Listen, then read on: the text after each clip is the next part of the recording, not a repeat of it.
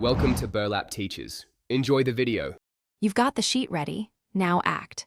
First, select the exact cells you want and copy them, or save the worksheet as a CSV if you prefer clean text import.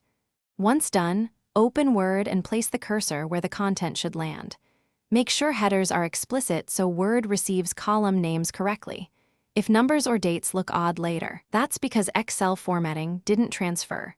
Saving as CSV or copying values avoids unexpected formats and gives you a predictable starting point. Now move the data. Paste Special gives you choices.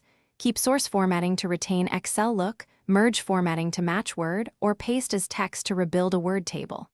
For dynamic content, insert the workbook as an object and choose Link to File so updates in Excel reflect in Word.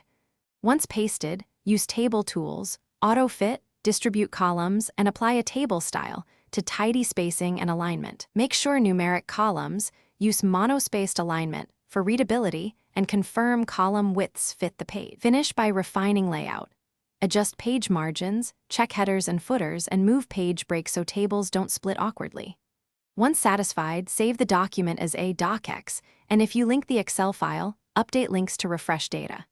If something goes wrong, rows split across pages, columns wrap, or formatting corrupts, re-import using Paste Special as picture for a fixed layout, or paste as plain text and rebuild the table. This isolates formatting problems and ensures a reliable final document. Thanks for watching. Consider subscribing if this video helped you.